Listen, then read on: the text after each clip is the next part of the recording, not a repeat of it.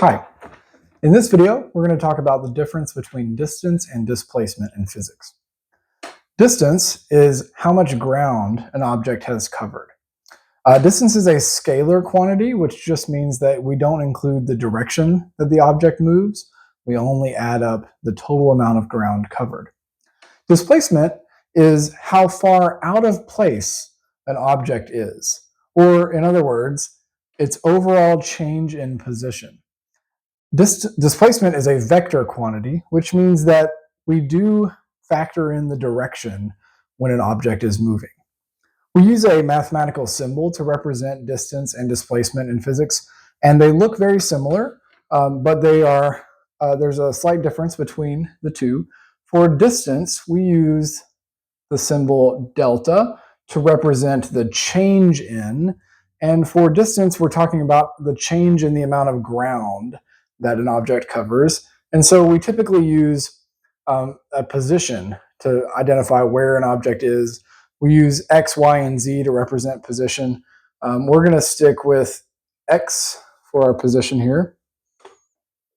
So delta X is the distance.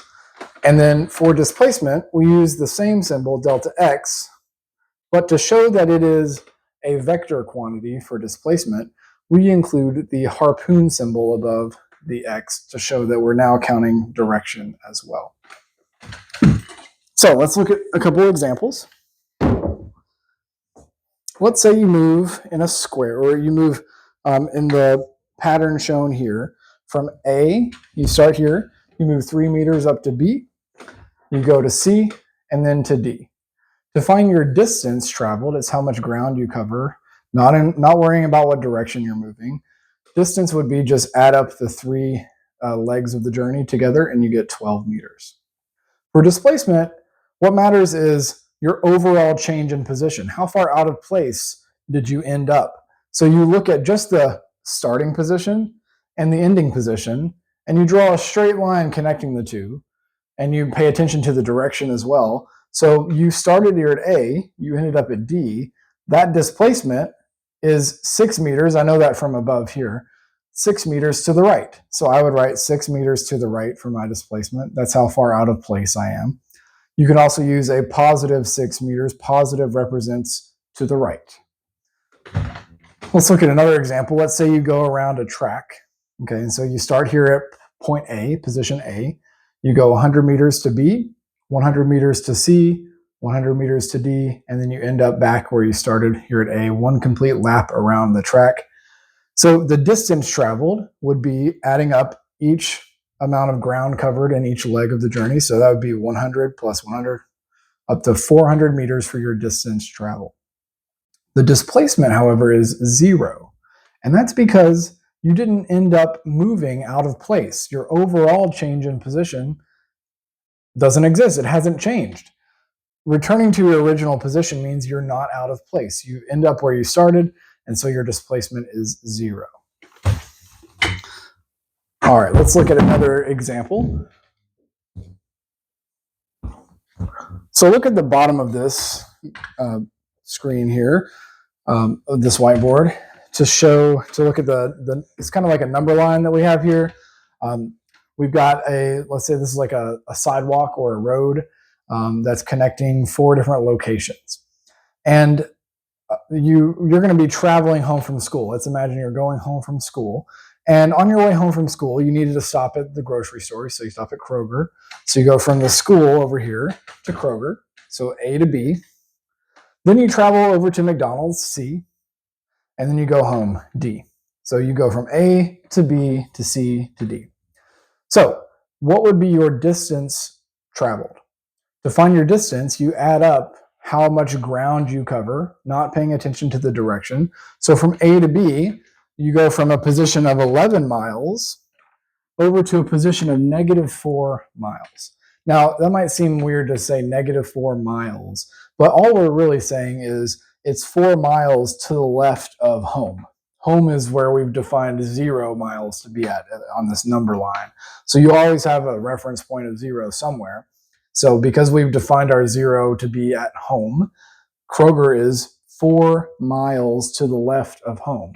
So instead of saying 4 miles to the left, we could also say -4. Negative just means to the left. So going from 11, where the school is located, to -4, that's a distance of 15 miles. And you could count it up too, but I'm just going a little faster.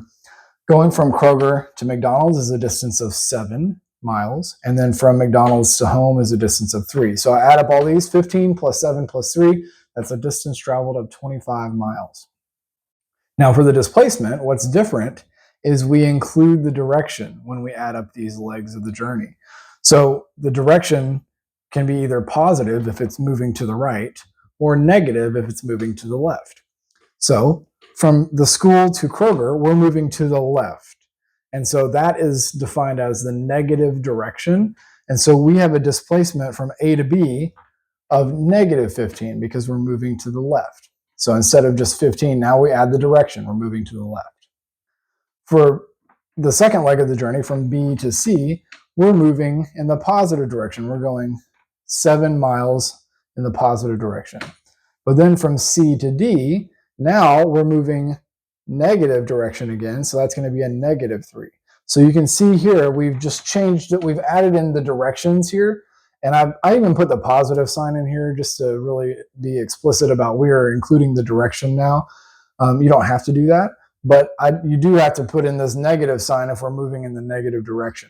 So we add up these three numbers, and our overall displacement is -11 miles. Or another way of saying negative in this case would be to the left or west or south. Usually we define those as being negative. And so in this case, we say 11 miles west. There is a shortcut to this. If you happen to know what your starting position is and what your ending position is, you can just draw a straight line from A to D here, and that would give you your same answer. And here's an equation that shows that.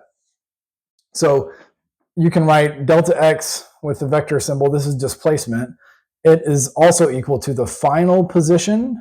Remember, x means position, subtracted by the initial position. So you go from your final and you subtract your initial position. This is a shorter form of that equation here.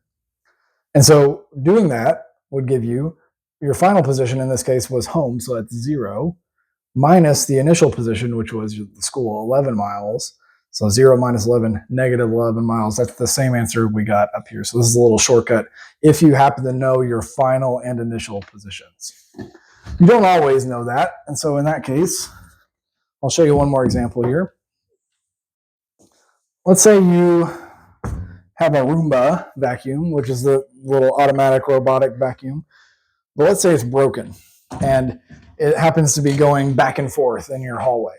Okay, let's say it goes 2.2 meters to the right, then it reverses, goes 1.3 meters left, 0.6 meters to the right, and then 4.8 meters left. So it's going back and forth, back and forth.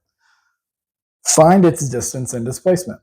Okay, so for distance, it's how much ground does it cover? And so we simply just add up each of the legs of the journey there, and we get 8.9 meters. I did that one in my head, so hopefully I got that right.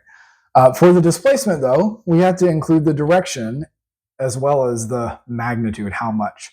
And so for this case, right, if we look back at our original numbers here, 2.2 meters to the right, that's going to be right is positive.